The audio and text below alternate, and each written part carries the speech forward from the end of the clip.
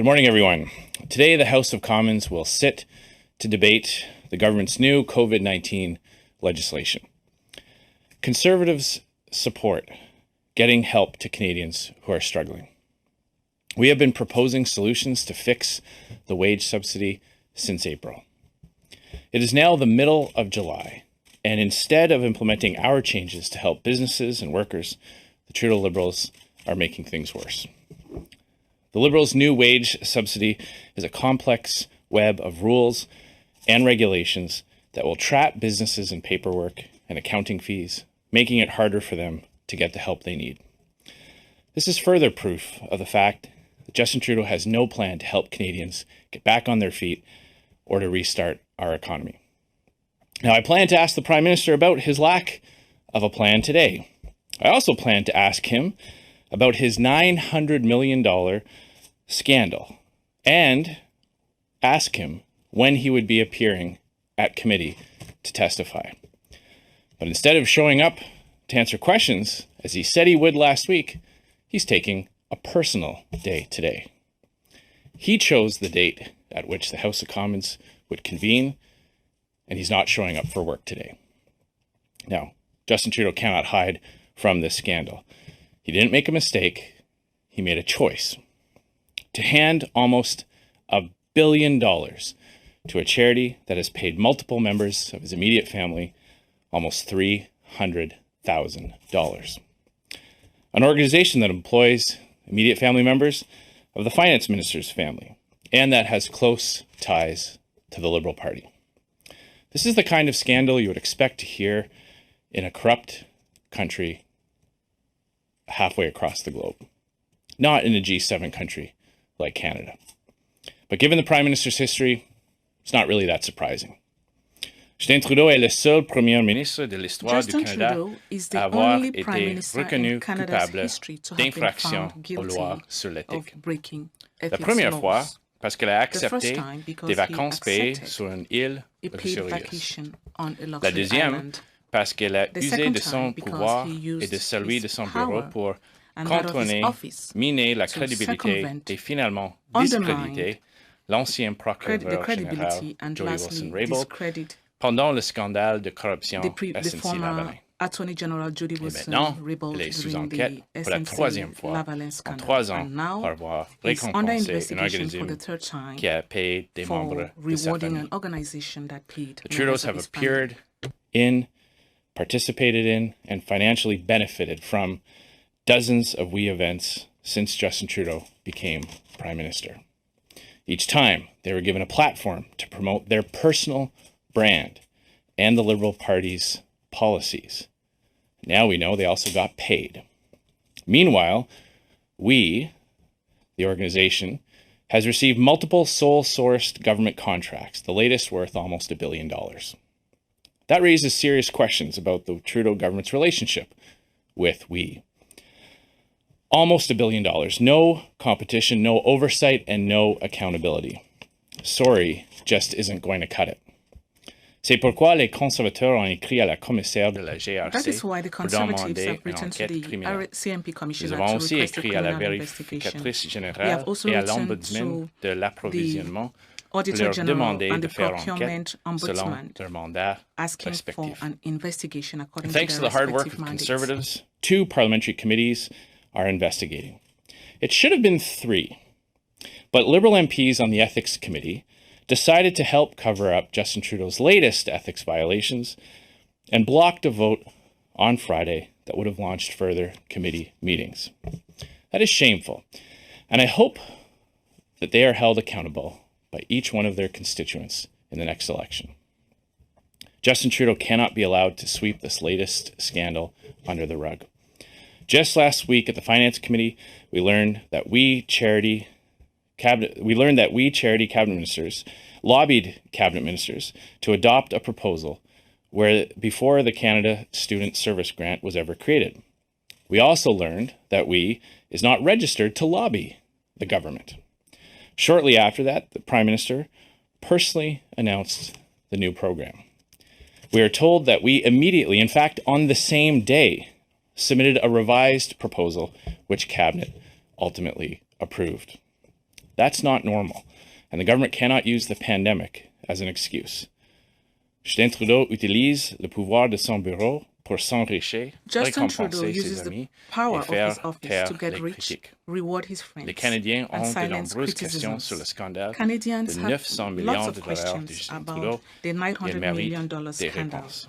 Canadians deserve to know who suggested to we that they submit their original proposal, who told we about the announcement and what they would have to do to make their proposal fit the new parameters. Why was we the only organization considered?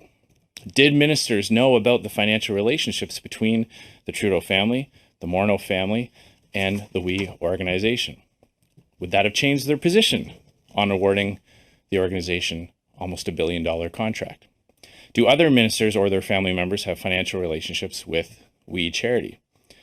Why did the Prime Minister and the Finance Minister not recuse themselves from the cabinet decision?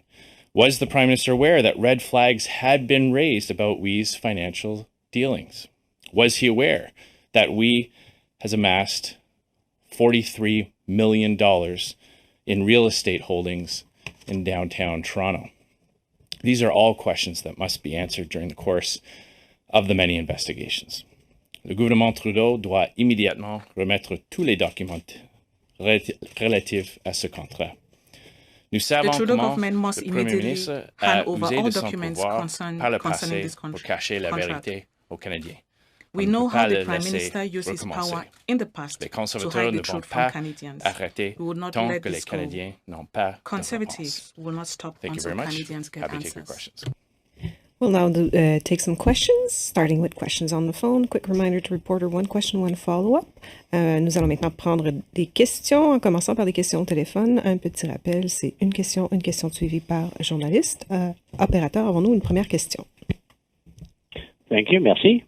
Please press star 1 at this time if you have a question. S'il vous plaît, appuyez sur étoile 1 maintenant pour poser une question. Et la première question, the first question, is from Catherine Lévesque de la Presse canadienne. Please go ahead. La parole est à vous. Oui, bonjour, M. Scheer. Je veux juste clarifier. Donc, le Parti conservateur n'appuiera pas le projet de loi C20 aujourd'hui? Nous appuyons les mesures dans le projet de loi pour aider les personnes handicapées. Nous avons soutenir ce programme. We supported this program in June. Nous l'appuyons aujourd'hui. Nous avons des préoccupations avec l'aspect de le projet de loi autour de la subvention salariale. C'est trop complexe. Vous avez besoin d'un degré en mathématiques pour comprendre tous les aspects du programme pour la subvention salariale. On va utiliser les prochains jours pour essayer d'avoir le gouvernement adopter nos idées pour simplifier. Mais on va assurer que l'aide aux personnes handicapées want to make sure that aid to people living with disabilities is adopted. Okay, donc, c'est pas tout à fait clair si vous allez l'appuyer ou non, mais it's not clear whether you're going to be adopting it or not. So we have major concerns around the wage subsidy. We've highlighted ideas to make it simpler. You need a degree in mathematics to fully understand all the permutations and combinations that they've come up with. We need to get help out the door to businesses. There are many people who are not being able to go back to work because their businesses can't afford to pay the salaries as they reopen their places of work. We've called on the government to make those measures simpler. And I would remind Canadians that we identified the gaps in these Liberal programs in April. It's now towards the end of July, and they still aren't getting it right. So we support the measures of the bill that will get help to people with disabilities. We supported that in June. We tried to get the government to fast track the adoption of those programs in June. We've since put pressure on the government to make the support for people with disabilities more expansive so that more people with disabilities will get help, including disabled veterans. So we certainly support those measures. And we are going to use the next couple of days to try to get the government to make the wage subsidy portion of the bill simpler. Mm-hmm. Donc, mais le vote pourrait avoir lieu aujourd'hui, donc allez-vous voter pour ou contre? Et ma question suivie, c'est vous avez sûrement vu cette vague de dénonciations anonymes sur des crimes de nature sexuelle au Québec. François Blanchet est visé par une allégation anonyme. Je me demandais qu'est-ce que vous feriez comme chef de parti si vous ou un de vos députés faisait l'objet d'une telle allégation? Alors, nous avons un processus dans notre parti. Nous prenons des allégations sérieusement et nous avons assuré que les allégations sont traitées d'une manière sérieuse. C'est essentiel quand on crée un espace, quand on a des processus pour les victimes, pour avoir les allégations gérées. Et quand j'étais président de la Chambre des communes, nous avons adopté une régie pour gérer les allégations comme ça. Je note qu'il y a des ministres libéraux qui ont déclaré qu'elles croient les victimes, mais ils siègent à côté d'un premier ministre qui lui-même a été accusé, mais ils sont tous silents. Alors je trouve l'hypocrisie des membres du gouvernement libéral. I find this hypocritical by members of the Liberal government. Operator, next question. Merci. The next question, la question suivante est de Andrew Lawton from True North. La parole est à vous. Please go ahead. Good morning, Mr. Scheer. Regarding the Prime Minister facing ethics and conflict of interest investigations, we've been down this road before on several occasions. He's been found, as you know, to have contravened these rules. And now that there is a probe into the WE scandal, I guess the question remains of, are we not going to have the same thing happen where there's a small fine, perhaps even a finding, but then nothing comes from there? So do you think there needs to be a revamping and a reforming of the teeth, for lack of a better term, that this body and this office have? Well, I would say yes. You are correct that we've been down this road before. We've had very serious allegations against the Prime Minister. He's been found guilty, in fact, twice of breaking ethics rules. The last time, when it was his attempt to influence the decision of the independent Attorney General of Canada, he refused to cooperate with the investigation. The Ethics Commissioner himself said that not all cabinet confidences were waived, and at least 9 witnesses were prevented from providing full testimony. So when Justin Trudeau says things like he's going to comply with this investigation, don't believe him. He said he'd be here this week to answer questions in the House of Commons, and he's not showing up today. It used to be that being found guilty of an ethics violation was enough for ministers to resign. That obviously doesn't hold true in the Liberal Party of Canada. I would challenge Liberal members of Parliament to do the right thing. They received more seats. They won more seats in the last election. So that party has the right to govern in a minority parliament. But nothing says that they have to keep Justin Trudeau on as their leader.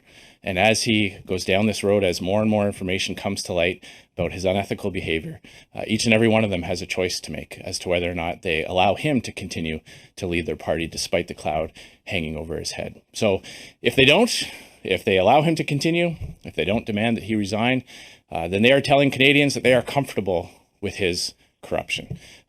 So that will be a choice for Canadians to make in the next election. You're leaving that decision right now to the Liberals. It's currently an opposition-controlled House of Commons. You're the leader of the official opposition. Why not introduce a motion if you feel that there is such a lack of confidence for Justin Trudeau in the House? Mm-hmm. Well, as you know, we are in a unique period of time for our Parliament and for the country. I am continuing on as leader while the party selects a new leader. So the next leader will be able to make those types of decisions as to what they want the official opposition, to do in the House of Commons. In the meantime, we're focused on getting programs improved for the benefit of Canadians to ensure that they get the help they need during this very difficult time. Operator, next question. Please press star 1 at this time if you have a question. S'il vous plaît, appuyez sur étoile 1 maintenant pour poser une question.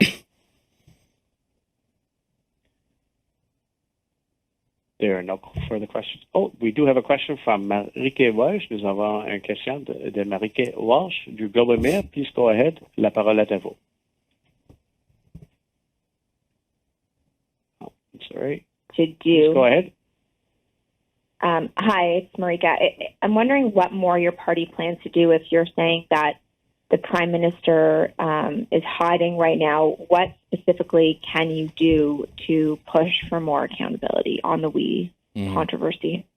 Well, unfortunately, the Trudeau Liberals have taken away a lot of the tools that the opposition normally has to hold them to account by eliminating parliamentary sittings in May and June. We lost the ability to have opposition day motions and questions on the order paper and things like that, the normal tools that opposition parties are given to ensure that governments are held accountable. We're going to use every tool at our disposal at the various committees where we've started these investigations. When we are able to do things like put forward motions in the House again, there have been instances in the past where the House has adopted motions to compel members of Parliament, including cabinet ministers, to testify at committee. So those are some of the things that we'll be looking at when we have those tools back at our disposal. In the meantime, we're going to appeal to Canadians to put pressure on Liberal members of Parliament to get them to do the right thing, to allow these committees to do their work. We saw last time with SNC-Lavalin, when the hammer came down from the PMO, the Liberal MPs snapped to it and shut down all those investigations. Well, they can't do that now because they don't have a majority on committee. But as we saw last week, they can still shamefully filibuster and prevent testimony from being made so that Canadians can get the answers that they deserve. So we're going to continue to do everything we can at the committee level and continue to make our calls for the RCMP to investigate these very serious and troubling allegations. And what should happen to the actual program now? What should happen to $900 million? Should the entire purpose of it be canceled, or what should happen to that money? Well, we've been saying for months now that there already is a program to help young people get experience, earn some money, and support the volunteer sector. It already exists. There's already an infrastructure around it. There are already civil servants who are experts at allocating resources to organizations that need it. It's called the Canada Summer Jobs Program. Every member of Parliament has an ability to highlight organizations in their ridings that could benefit from those types of grants.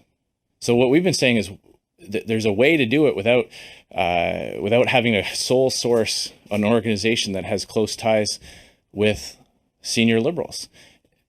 We don't understand why the Liberals had to create a new complicated program, although it looks like we are finding out why they did. It was to benefit an organization that had been very cozy with the Liberal Party of Canada. So we continue to support measures to help young people get education, get on-the-job experience that help the volunteer sector. We just believe that the government shouldn't have to always grow and expand to do it. We can use existing programs to do the very same objectives as the program that was announced. And we'll now take questions from the room. I'm told we have time for 3 questions in the room. Nous allons maintenant prendre des questions dans la salle. On m'indique que je n'ai le temps que pour 3 questions dans la salle. Oui, bonjour, M. Scheer, Hélène Buzetti du Devoir. J'aimerais seulement revenir sur le projet de loi. Vous avez dit que vous êtes d'accord avec la portion sur les handicapés, mais un projet de loi, c'est un tout. Il faut voter pour ou contre. Alors, pouvez-vous être plus précis? Voterez-vous en faveur?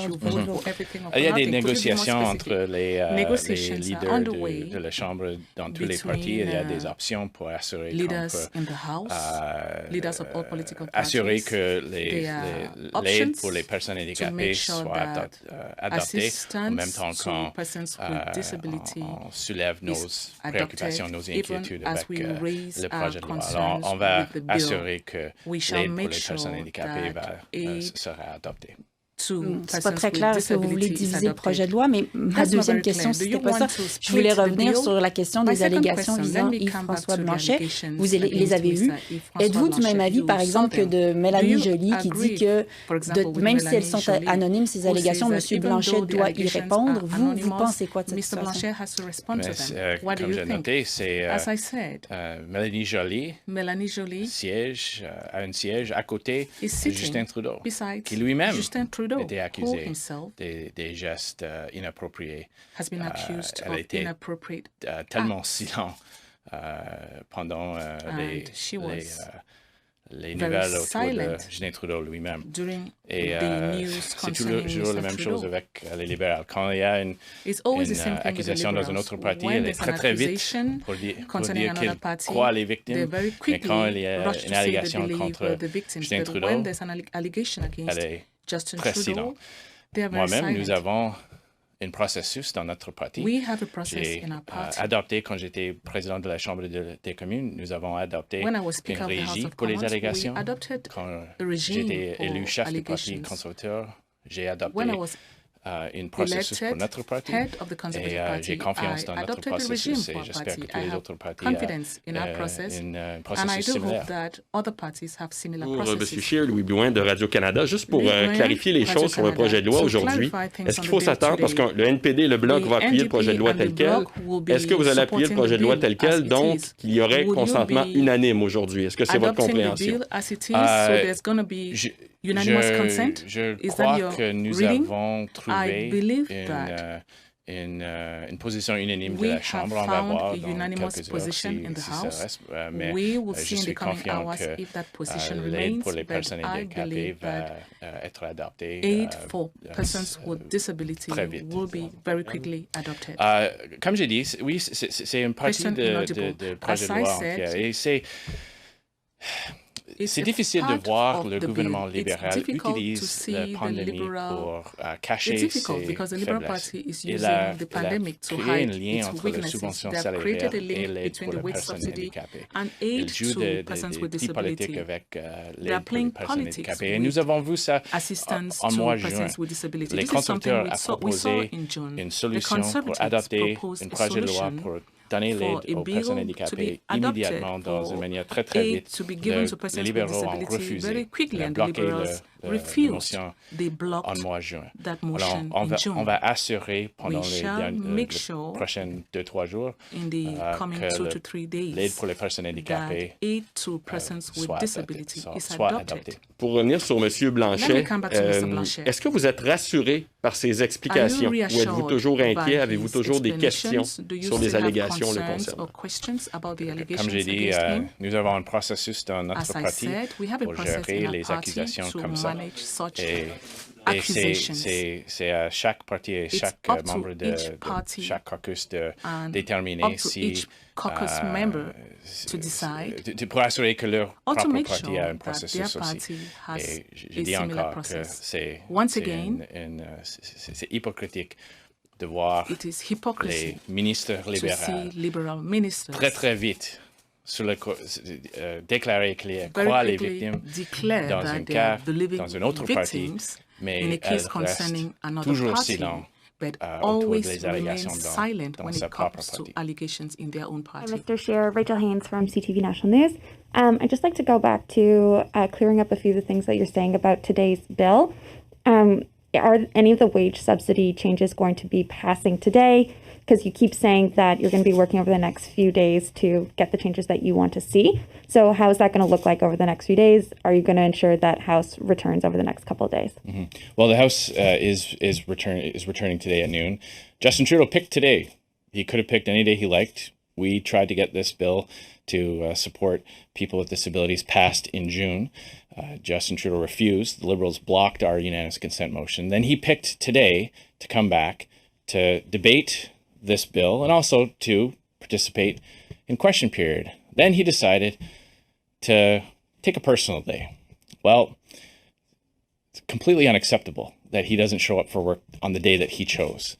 It's an insult to Canadians who have very serious questions about the WE scandal and who still are suffering because of the gaps in Mr. Trudeau's programs. There are still many Canadians who are falling through the holes in those programs. Conservatives have been proposing ideas like eliminating the barrier for people on CERB to earn more at their jobs. We want to see the government adopt the back-to-work bonus that we've been proposing, allowing people to keep earning their salaries while still qualifying for part of their CERB benefits. We've identified solutions to make the wage subsidy simpler. This iteration of it is very complex. So as I said, we will be ensuring there are conversations being held between the House leaders. I'm told that they are very constructive, and I'm confident that we're going to find a solution that allows Conservatives to highlight our concerns around the wage subsidy bill, or the wage subsidy components of the bill, while still ensuring that people with disabilities get the help they need. Oui. Il y a des conversations entre les House leaders de tous les partis, et j'ai la confiance qu'on va trouver une solution qui va permettre les conservateurs de souligner leurs préoccupations avec les subventions salariales, en même temps assurer que les personnes handicapées vont avoir l'aide qu'ils ont besoin. I would just like to go back, though, to what the next couple of days are going to look like when you say you're going to continue pushing the Liberals over the next few days.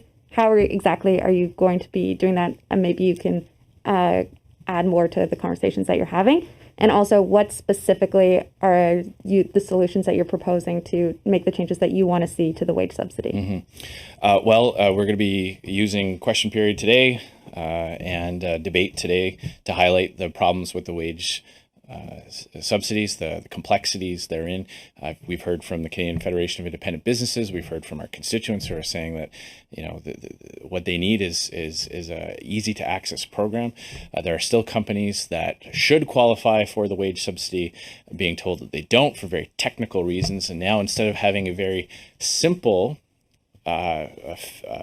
set of phases or a scale of qualifications, they've come up with a very complicated formula. So specifically what we'd like to see is a simplification of this program, and our Shadow Minister for Finance will be outlining specific proposals throughout the day today, and we're hopeful that the government adopts them. They have adopted some of our ideas. For example, on the help for people with disabilities, we said back in June that it was too restrictive. Now it includes more people with disabilities, and it also includes veterans. That's thanks to the hard work of the Conservative caucus pushing on those concerns. We're hopeful that they will adopt our ideas on the CERB and on other things. For example, the rental subsidy. You still need to have experienced a catastrophic drop in revenue before you qualify for the rental program. There are many businesses that have lost 30, 40, 50% of their revenue who still don't qualify. So we are hopeful that they will adopt our programs, our ideas to fix their programs. But here we are in the end of July. And remember, Justin Trudeau said in March that he was going to design these programs quickly and then fix them as time went on. Well, Canadians are going through these difficulties in real time. And Justin Trudeau is so slow to fix the problems with his programs, even though other opposition parties have not only identified them, but actually provided the solutions for them. We've actually written out what amendments could look like to fix these programs, and they still won't adopt them. It's very, very frustrating. Rented last question. Stephanie Levitz, the Canadian Press. So are you seeking amendments to the bill today? Is that your path forward to get the entire thing passed, or are you seeking to divide out the CEWS portion into a different piece of legislation? Well, I'm told that the House leaders are in conversations right now about a motion that would allow Conservatives to highlight our problems, our concerns, our dissatisfaction with the portions of the wage subsidy that are so complicated. We'd like to see those simplified, while at the same time ensuring that help for people with disabilities gets adopted very quickly. So we'll see it. I think it's noon. The House is coming back. It's noon, so it's only a little over an hour away, but I'm confident that we're going to have a way forward on that.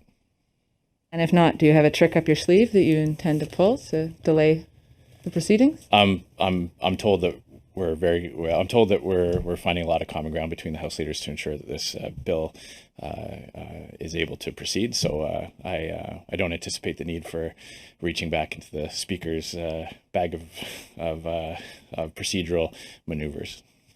And that was our last question. Thank you. Hold on. Just question.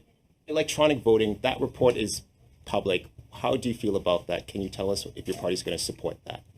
I have been very concerned how Justin Trudeau has used this pandemic to sideline Parliament, to take away tools of the opposition, and to give himself massive amounts of unprecedented power. I'm very concerned at the road that the Liberals seem to be headed down this path.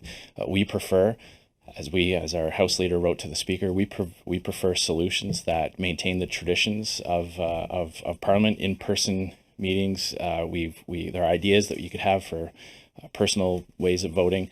Other countries have different mechanisms for that. I believe our dissenting report is public as well. If not, it will be soon when the PROC report is published. So in that dissenting report, you'll see the Conservative position very specifically articulated. Thanks very much. This concludes the press conference. Ceci met fin la conférence de presse.